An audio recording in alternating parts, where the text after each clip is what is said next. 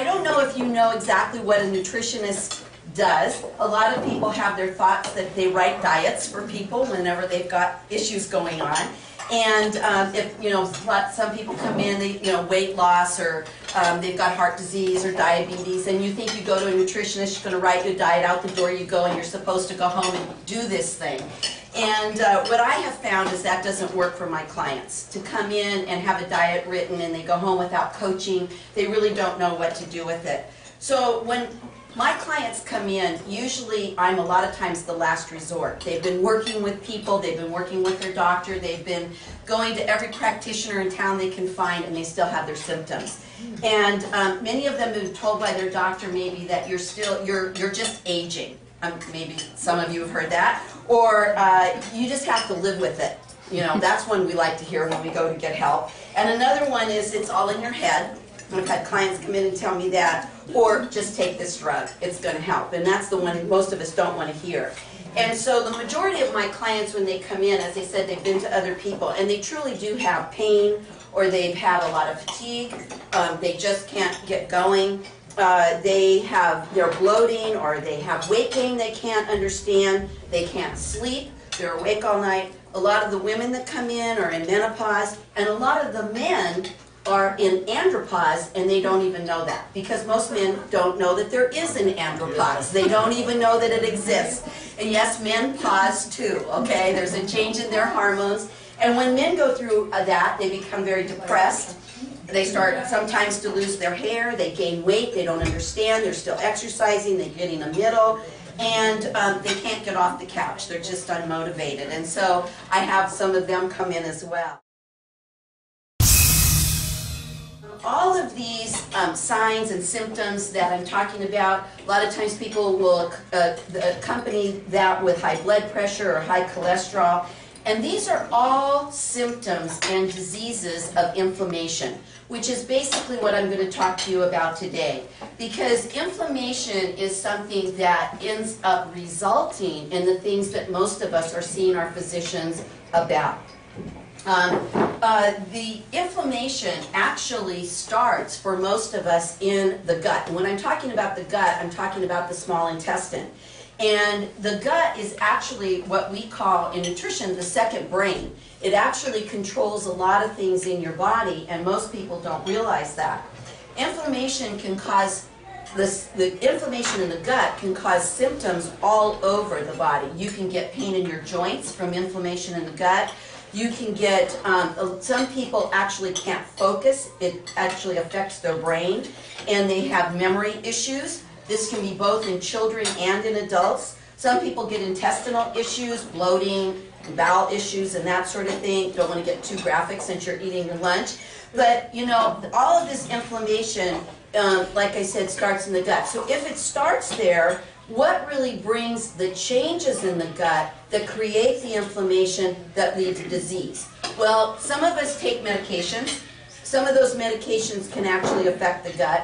Some of us have an imbalance of bacteria in our gut, and that can cause toxins to be produced that can cause a problem.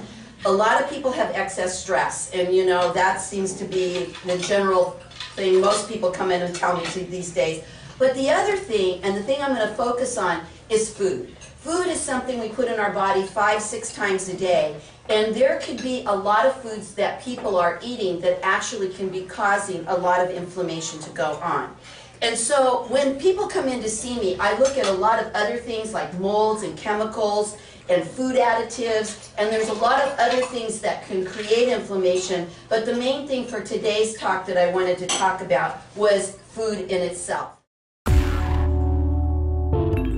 And in this picture here, this is what the gut lining looks like. These, they can't see it. okay, these are little villi. And these villi are the lining of the gut. And what happens is, when you eat a food, it breaks down into lots of little particles. As the particles are broken down, they're actually absorbed into these little villi. And so that's the normal way you should eat and absorb your food. But what happens when you overtake medications, maybe you drink too much alcohol or coffee, maybe you have a lot of stress in your life, these little villi start to shrivel up, they atrophy. And now you can see that where these were tight together, there's these big spaces in between. And so now a food protein comes into your small intestine area, and it starts to, instead of breaking down before it can become broken down, a partial protein will drop down inside here and get into this area of the gut lining. And in here is where your immune system is. And in the immune system, what happens is when something like this falls in there, the body doesn't know the difference between a partially undigested protein and a virus. And your immune system starts to attack it. And so you have now upregulated the immune system, you get an antigen-antibody complex that come together, and those complexes go to the weakest part of your body. Maybe you have back that's weak, maybe you have a knee that's weak, or those kinds of things, and you will find that you get more inflammation in the areas of your body that are already weak.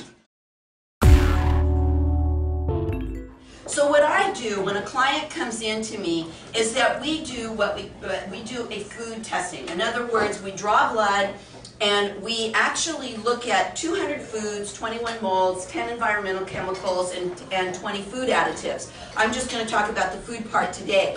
So when I get back a test, what happens is we have taken that blood of that person, we have actually put it on all those different things, banana and apricots and all these different kinds of things, and we test to see how the white blood cell is changing, and we also look at cytokine markers, those are inflammatory markers.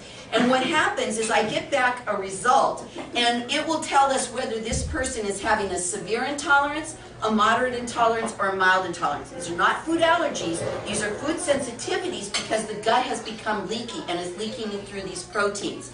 Then what we do is we design a diet over here, and we eliminate these foods for 2 to 6 months, depending on how severe they are, and then we get the gut to actually go back into this position where it was initially in a healthy state.